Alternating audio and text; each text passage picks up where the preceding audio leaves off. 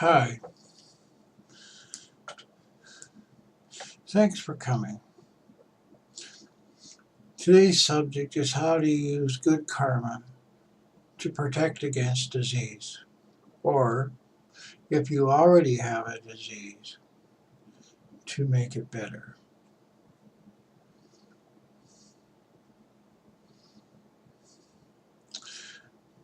All disease comes from karma. God didn't give this disease to you. It comes from your past actions, either in this life or in a previous life.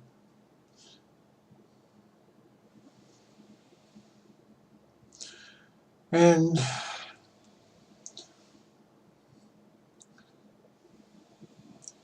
so if it's not too late, there is something called the natural order of things.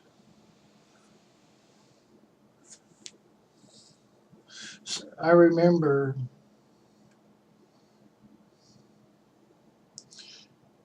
I was working with somebody who was a miracle worker of some kind. His name was Sant Keshavadas. He was known as the singing saint of India. And he gave people mantras to help deal with their negative karma. So I'm going to tell you two stories.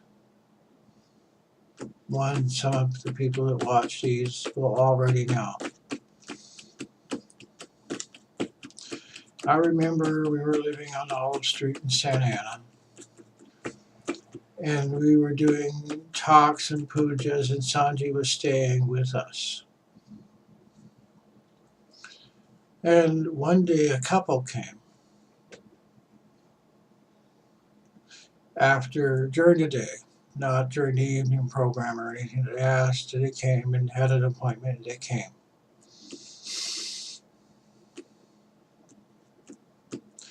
And I was bringing them tea, and I heard him ask Sanji, I'd like a mantra to become rich. Okay, so I'm watching this, and Sanji gave him my mantra, taught him how to say it, and I gave them tea, and they went away.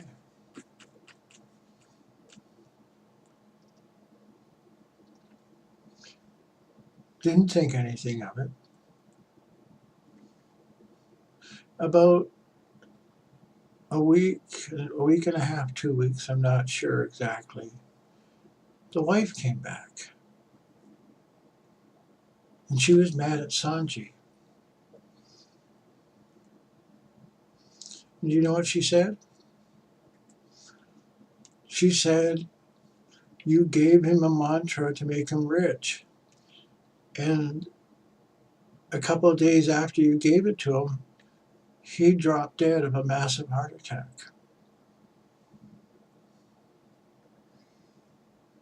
Okay. And I'm blaming you. You did it. So what actually happened?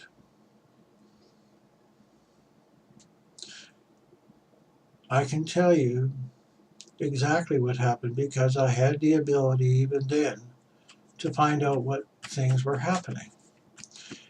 Well, from the heart attack, you knew that his heart was already bad. Okay? So by giving the mantra, all he did at the very most was accelerate the death.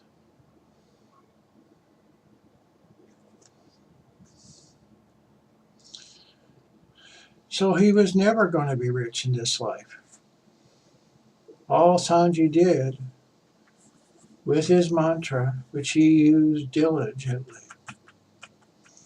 is that he went and died and was reborn in a rich family. So he got his wish. He was rich. but not in this reality. See, when you ask and you use mantras and you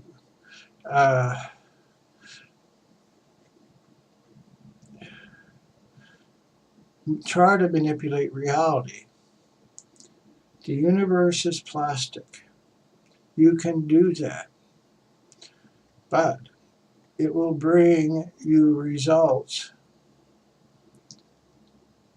that fulfill your request, but in an unusual way. Okay, and so that karma is like toothpaste. I said that in the previous video.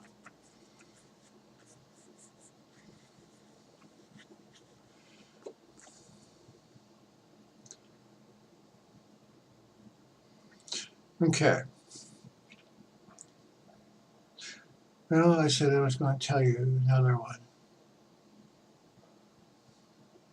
I'll tell you the one that's in the Mahabharata. Because I just met one of the protagonists in the Mahabharata previously. I'm going to ignore the phone so I can finish this. Okay.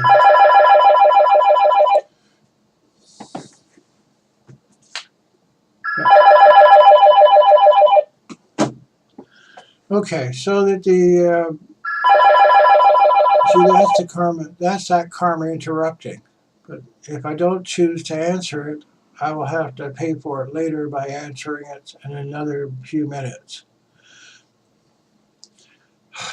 So it was good timing. And that's what karma's like, especially predestined karma. It comes when you're not expecting it. You have no idea it was going to be coming at the time. So when you get an illness, it's when you're not expecting it. Okay?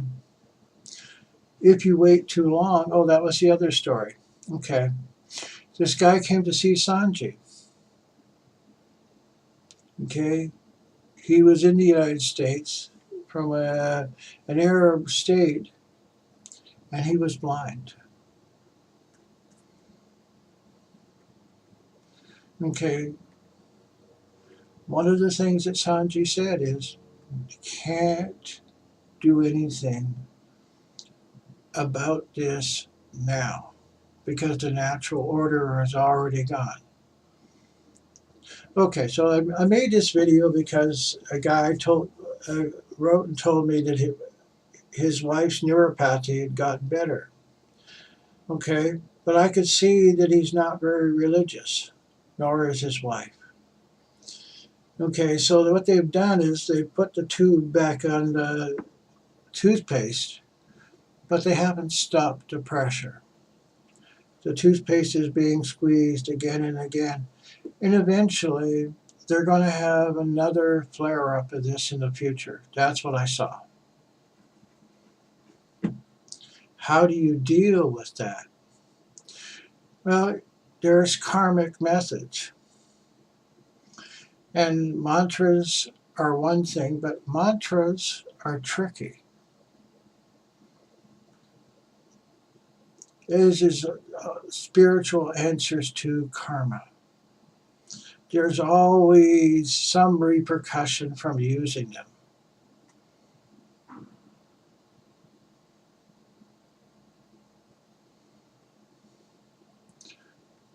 Or something that comes from that source of God that gives you information to do something. Okay, so I posted that neuropathy video because I wanted to thank God. And it's had unintended consequences for me as well. I don't want to really continue answering people's questions, but I can't help myself. If someone calls and says they're in pain, I'm going to do something. And to see, with my ability to see that something is going to come back, it really is difficult. So that's why I told people to donate some money, because that's how you keep the tube from being squeezed, is to make the karma be diverted from you. And I tell people, put your desire to be protected from this disease some more into that prayer when you send the money. And so one of the results has been is that people don't, you know. But so what I think they think, and I've seen someone who was a Reiki teacher say, okay, well, you should write a book if you really want money from all this. And see, that would clue me in that that's what people think. I'm doing this for money. Okay, whatever. But I made this video to give people an opportunity to protect themselves. That's what tithing does. You can use tithing to make money, but more importantly, you can use tithing to keep money. See, this guy that's been protected, his wife has been protected from the neuropathy. Later on, she's going to come down with something worse. And then he's going to have to spend the money he would have spent tithing anyway. See, that's you have to look at the closed system or the entire cycle. It tells you how to deal with the karma.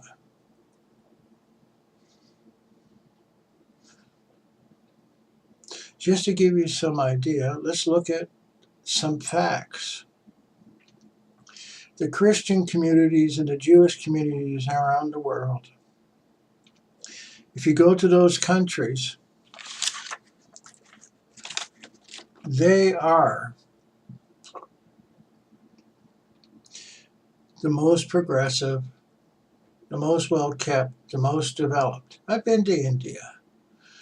There's no street signs on the corners. There's no sidewalks even. The average income is $200 a year. This is the land that was 600 years ago the richest country in the world. It's because they lost their understanding of the Vedas. The Christians have the Christian ethic. They have the tithing. And as a result of that, their countries are the most developed. They have street signs. They have sidewalks. They have skyscrapers. They have trains. They have all these other things. This is a result of that. If you want to look at the Mormons, okay, Latter-day Saints, they tithe 10%. I've seen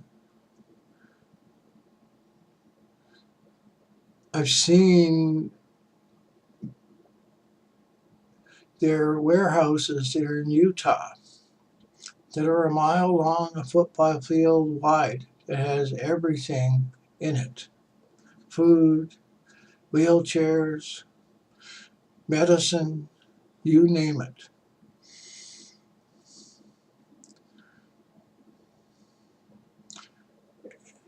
Tithing is an insurance policy if it's done right.